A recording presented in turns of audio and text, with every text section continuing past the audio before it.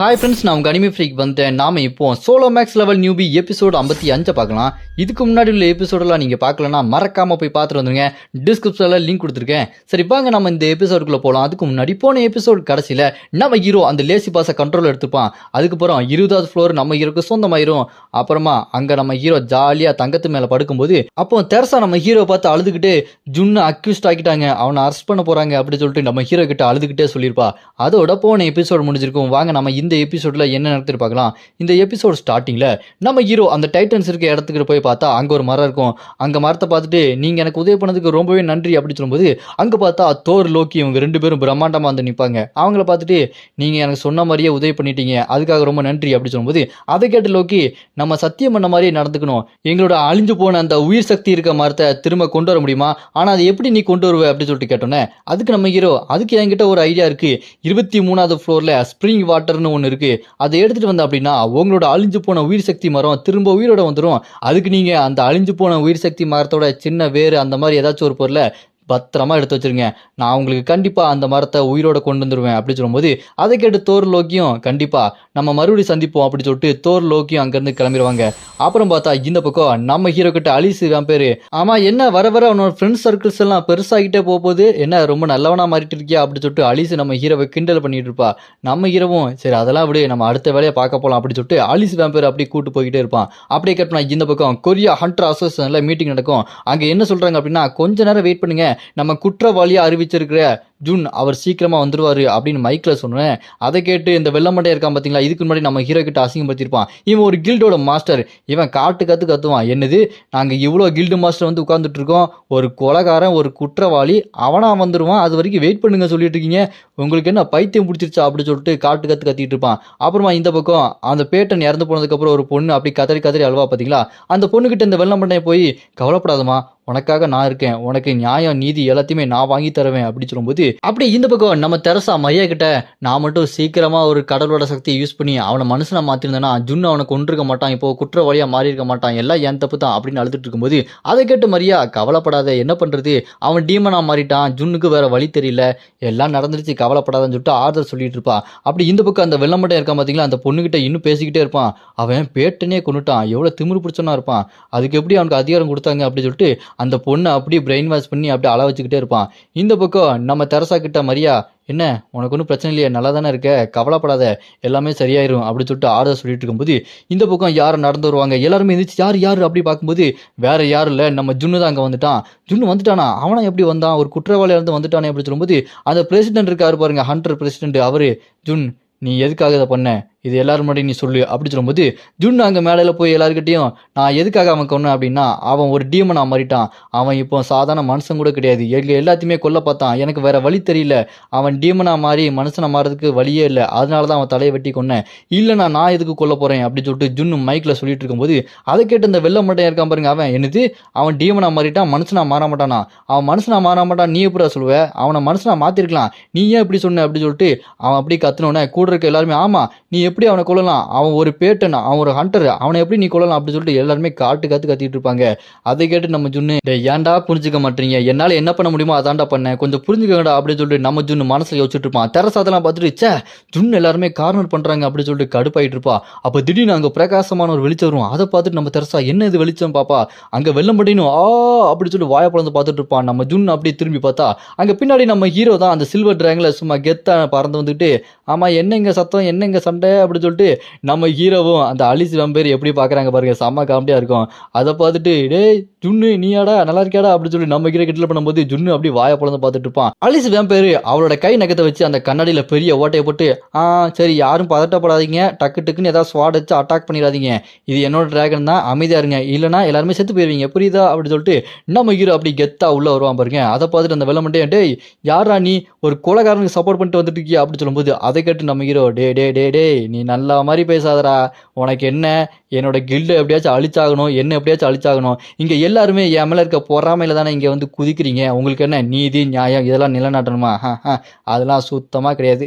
சரி இப்போ நம்ம ஒரு டீல் போட்டுக்கலாமா, இப்போ நான் 20வது ஃப்ளோரை சொந்தமாக்கிட்டேன், அதை நான் உங்களுக்காக பொதுவாக இந்த மைனிங் பண்ணுறது இந்த மாதிரி விஷயத்த நான் ஃப்ரீயாக தரேன், அது நீங்கள் எடுத்துக்கிறீங்களா இல்லையா, அதை எடுத்துக்கிட்டு ஜுன்னை நிரபராதின்னு விட்டுருங்க, யார் முதல்ல வரீங்களோ அவங்களுக்கு தான் அது அப்படி சொல்லிட்டு ஆலிஸ் வேம்பர் அவர் கையில் இருக்க அந்த கான்ட்ராக்ட் அப்படியே தூக்கி வீசுவா பாருங்க. வீசினதுக்கு அப்புறம் முதல்ல யார் வரீங்களோ அவங்களுக்கு தான் அந்த கான்ட்ராக்ட் 20வது ஃப்ளோரில் உங்களுக்கு என்ன வேணுமோ அதை நீங்கள் செய்யலாம், கொகையில் நோண்டலாம், மானாக்கஸில் எடுக்கலாம் அப்படி சொல்லிட்டு நம்ம ஹீரோ சொன்னோன்னே அதை கேட்டு மற்ற அந்த கில்டு எல்லாருமே ஐயா எனக்கு இதுதான் கரெக்டுன்னு படுது அவனை விட்டுறலாம் அப்படின்னு சொல்லிட்டு அங்கே இருக்க மற்ற கில்டை சேர்ந்தவங்களாம் அந்த கான்ட்ராக்ட் எப்படியாச்சும் எடுத்தவனு சொல்லிட்டு ஓடிட்டு இருப்பானுங்க. இந்த பக்கம் நம்ம ஜுன்னு அப்படி முடிச்சுட்டு இருக்கும்போது இங்கே நம்ம ஹீரோ டே வா போகலாம் அங்கே முடிஞ்சிருச்சு தீர்ப்பு வழங்கியாச்சு அப்படின்னு சொல்லிட்டு நம்ம ஹீரோ ஜுன்னை கூட்டு போகும்போது அந்த பேட்டனோட ஃப்ரெண்ட் இருக்கா பாருங்க, அவ என்னது அதுக்குள்ள முடிஞ்சிச்சா எங்கே போறீங்க, எனக்கு நீதி வேணும், என் ஃப்ரெண்டு கொன்னீங்கல்ல அதுக்கு நீதி வேணும் அப்படின்னு சொல்லும்போது என்னது நீதியா, கொஞ்சம் கண்ணை திறந்து பின்னாடி பாருமா, அங்கே ஆல்ரெடி நீதி வழங்கப்பட்டது, நீதி கொடுத்தா கிடைச்சிரும், அங்கே பாரு கான்ட்ராக்டை பிடிக்கணும்னு சொல்லிட்டு திரிஞ்சிட்டு இருக்கானுங்க, அவங்களுக்கு நீதியை பற்றி கவலையே கிடையாது, போமா போய் வேலையை பாரு அப்படின்னு சொல்லி நம்ம ஹீரோ அவங்க ஃப்ரெண்ட்ஸ் எல்லாருமே டிராகன் அப்படி பறந்து போயிட்டு இருப்பாங்க. நம்ம தெரசாவும் நம்ம இப்படி பண்ணிட்டோமே பின்னாடி ஏதாவது பிரச்சனை வருமா அப்படின்னு சொல்லிட்டு நம்ம ஹீரோ கிட்ட கேட்டோன்னே அதுக்கு நம்ம ஹீரோ பிரச்சனை வந்தால் வருது என்ன ஆனாலும் பரவாயில்ல, நம்ம எல்லாருமே ஒன்றா இருப்போம், ஒன்றா சப்போர்ட் பண்ணுவோம், கடைசியில் அந்த டவரோட டாப்புக்கு நம்ம தான் போகிறோம், கவலையே படாதீங்க அப்படின்னு சொல்லிட்டு நம்ம ஹீரோ செம பாசிட்டிவாக பேசிட்டு இருப்பான். அப்படியே கட் பண்ணா 20வது ஃப்ளோரில் கான்ட்ராக்ட் விட்ட மாதிரியே நிறைய கில்டர்ஸ் இருந்தவங்க அந்த போர்ட்டல் வழியாக உள்ள வராங்க. அப்போ நம்ம ஹீரோ இருக்கிற அந்த மான்ஸ்டர் இருக்குது பார்த்தீங்களா, அதுதான் முன்னாடி இருந்து வாங்க உங்களுக்கு எந்த மாதிரியான மானா ஸ்டோர் மைனிங் எல்லாம் வேணுமோ உங்களுக்கு நான் வழிகாட்டுறேன் பின்னாடி வாங்க அப்படின்னு சொல்லிட்டு அந்த இடத்தையே அவங்க தான் கண்ட்ரோல் பண்ணிட்டு இருக்காங்க. அங்கே பார்த்தா பெரிய சிட்டி மாதிரி உருவாக்கிட்டு இருக்கு. அந்த எலும்புக்கூடு மண்டையெல்லாம் இருக்காங்க பாருங்க, அவனுங்க சாண்ட்விச் எல்லாம் போட்டு வித்துட்டு இருக்கானுங்க, ஒரு ஊரையே உருவாக்கிட்டாங்க. அந்த ஊருக்கு பேட்டன் சிட்டின்ற பேட்டன் பேர் தான் வச்சிருக்காங்க. அப்படி அந்த மாதிரி ஊரே உருவானதுக்கப்புறம் அதை எல்லாமே சிஸ்டத்தில் பார்த்துட்டு இருக்கான் அமெரிக்கா கில்டு சேர்ந்தவன். இதெல்லாம் பார்த்துட்டு சே நான் இதை கொஞ்சம் கூட எதிர்பார்க்கல, இந்த அளவுக்கு சக்தி வாய்ந்தவனா இருக்கானே அப்படின்னு சொல்லிட்டு நம்ம ஹீரோ பற்றி யோசிச்சுட்டு இருப்பான் அந்த கில்டு மாஸ்டர். அப்போ அங்கே இருக்க ஒருத்தன் அந்த கில்டு மாஸ்டர் டே கில்டு மாஸ்டர் ஒழுங்கா நான் சொல்கிறதுக்கு இல்லை, அவனை மீட்டிங் பண்ணி ஆகணும், எனக்கு அவனுக்கு ஒரு மீட்டிங்கை வை அப்படின்னு சொல்லும்போது சரிங்க கண்டிப்பாக உங்களை நான் அவங்களை மீட்டிங் பண்ண வைக்கிறேன், ஆனால் அது கொஞ்சம் கஷ்டம் தான் அப்படின்னு சொல்லும்போது அது யாரா உட்காந்துட்டு இருக்குதுன்னு பார்த்தா முகமுடி போட்டிருக்குங்க. அது பார்க்கறதுக்கு நம்ம ஹீரோட காப்பி க்ளோன் மாதிரி இருக்குது.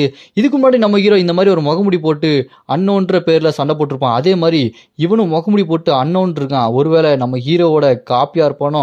அப்படியே கட்டினா இந்த பக்கம் நம்ம ஹீரோவோட அந்த கில்டு இருக்குது பார்த்தீங்களா, அந்த கில்டு பில்டிங்கில் நம்ம ஹீரோவும் அலிஸ் நடந்து போயிட்டு இருக்கும்போது அந்த கில்டு மாஸ்டராக நம்ம ஹீரோ ஒருத்தனை போட்டிருப்பான் பார்த்தீங்களா, அவன் ஓடி வந்து அண்ணே வந்துட்டீங்களாண்ணே, என்னென்ன கில்டு எல்லாத்தையுமே ஓப்பன் பண்ணிவிட்டு என்கிட்ட கொடுத்துட்டு அப்படியே ஓடி போயிட்டீங்க, நீங்கள் வருவீங்களா மாட்டீங்களான்னு எவ்வளோ தூரம் நான் நினச்சேன் தெரியுமா, நீங்கள் மற்ற கில்டு கூட சேரணும் அப்படின்னு சொல்லிட்டு நிறையா கில்டுக்காரனுங்க ஃபோன் பண்ணி தொல்லை பண்ணிட்டு இருக்கானுங்கண்ணே, ஏன்னா இப்படி விட்டுட்டு போனீங்க சமாளிக்க முடியலண்ணே கஷ்டமாக இருக்குண்ணே அப்படின்னு சொல்லும்போது அதை கேட்டு நம்ம ஹீரோ டே நான் இது எதுக்கு உங்ககிட்ட ஒப்படைச்சிருக்கேன் நீ பார்த்துக்கணும் அப்படின்னா நீ பார்த்துக்கடா, நல்லா டபுள் மடங்கு ட்ரிபிள் மடங்கு ஏன் 2000 மடங்கு அதிக காசு தரேன் பார்த்துக்க அப்படி சொல்லும்போது அதை கேட்டவனும் அப்படியாண்ணே அப்படின்னா ஓகேண்ணே பார்த்துக்கிறேனே அப்படின்னு சொல்லிட்டு சந்தோஷப்பட்டுட்டு இருப்பான். அப்புறமா நம்ம ஹீரோ ஃப்ளோரில் டவுன் ஃப்ளோர் 87வது ஃப்ளோருக்கு போய் அங்கே மானாக்கர்ஸ் எல்லாத்தையுமே பார்த்துட்டு இருப்பான். பார்த்தா அங்கே நிறையா இருக்கும்.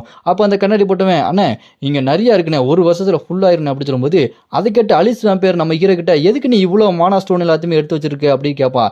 அதுக்கு நம்ம ஹீரோ இந்த சிஸ்டத்தை பொறுத்த வரைக்கும் டவரில் முக்கியமான ஒன்று இந்த மானா ஸ்டோன், இதுக்கு ஏதோ முக்கியமான ஒரு வேலை இருக்கும், இது அதிக மதிப்பு வாய்ந்தது, கடைசியில் எனக்கு ஒரு முக்கியமான இக்கட்டான ஒரு நிலைமையில இது யூஸ் ஆகும், அதுக்காக தான் எல்லாத்தையுமே சேமிச்சு வச்சிருக்கேன் அப்படின்னு சொல்லிட்டு நம்ம ஹீரோ அலிஸ் மேப்பிட்ட சொல்லும்போது டக்குன்னு இந்த கில்டு மாஸ்டர் ஒருத்தர் இருக்காம கண்ணாடி போட்டவன் அவன் நம்ம ஹீரோ கிட்ட எங்க அமெரிக்கா கில்டை சேர்ந்தவங்களை பார்க்கணும்னு சொல்றாங்க அப்படின்னு சொல்லும்போது அதை கேட்டு நம்ம ஹீரோ அதெல்லாம் பார்க்க முடியாதுன்னு சொல்ல பாப்போம் அப்படின்னு சொல்லிட்டு நம்ம ஹீரோ அசால்ட்டாக சொல்லிடுவான். அதை கேட்டு அந்த கில்டு மாஸ்டர் அண்ணே இதை நீங்கள் ஒரு தடவை பாருங்கண்ணே அப்படின்னு சொல்லிட்டு பார்க்கும்போது நம்ம ஹீரோ யாராவேன் அப்படின்னு சொல்லிட்டு சாக்காய பார்த்துட்டு இருப்பான்.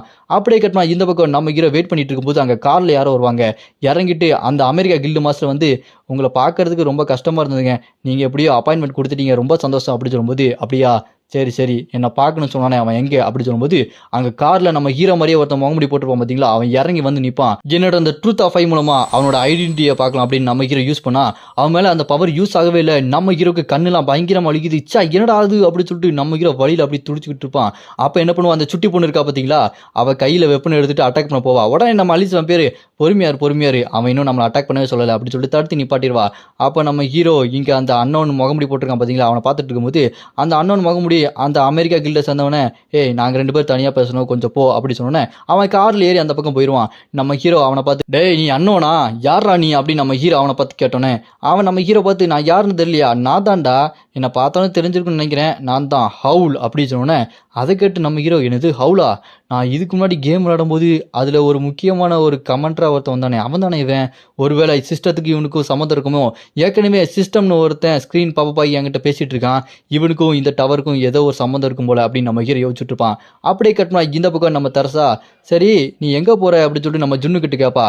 நம்ம ஜுன்னு, நான் முக்கியமாக வேறு ஏதாச்சும் வேலையை பார்க்கலாம் போகிறேன், ஏன்னா இங்கே இருந்தால் அந்த விஷயமா போட்டு என்னை நோண்டிக்கிட்டே இருப்பானுங்க அப்படின்னு சொல்லிட்டு நம்ம ஹீரோ சொன்னோன்னே, அப்படியா சரி நீ பார்த்துக்கோ, நானும் ஒரு முக்கியமான விஷயமா வெளியே போகிறேன் அப்படின்னு சொல்லிட்டு நம்ம தெரசா அங்கேருந்து போவாங்க. அப்படியே 2 பேரும் டாட்டா பாய் பாய் சொன்னோன்னே நம்ம தெரசா ஃப்ளைட் ஏறி அப்படியே பறந்து போயிடுவாங்க. இங்கே நம்ம ஜுன்னு அப்படியே வானத்தை பார்த்துட்டு இருக்கும்போது டக்குன்னு பார்த்தா நம்ம ஜுன்னுக்கு பின்னாடி ஹீரோ வந்துடுவாரு. ஏ நண்பா, என்ன மறந்துட்டியா, வா மச்சான், நம்ம 2 பேரும் ஒன்றா இருந்து எவ்வளோ நாள் ஆச்சுல, உன்கிட்ட கொஞ்சம் பேசலாமா அப்படின்னு சொல்லிட்டு நம்ம ஹீரோ ஜுன்னுக்கு பார்த்து கை கொடுத்துட்டு இருப்பானா. அப்போ நம்ம ஹீரோக்கு பின்னாடி அந்த அண்ணன் முகமுடி போட்டிருக்கான் பார்த்தீங்களா, அவனும் கூட இருப்பான். இதோட இந்த எபிசோடு இங்கே முடியுது. இதுக்கப்புறம் என்ன ஆக போகுது, இவங்க 2 பேரும் சேர்ந்து என்ன பண்ண போகிறாங்க அப்படின்னு நம்ம அடுத்த எபிசோடில் பார்க்கலாம். இதோட இந்த எபிசோடு முடிஞ்சுது. உங்களுக்கு அடுத்த எபிசோடு வேணும்னு நினச்சிங்கன்னா மறக்காமல் கமெண்ட்டில் அராய்ஸ் அப்படின்னு கமெண்ட் பண்ணுங்கள்.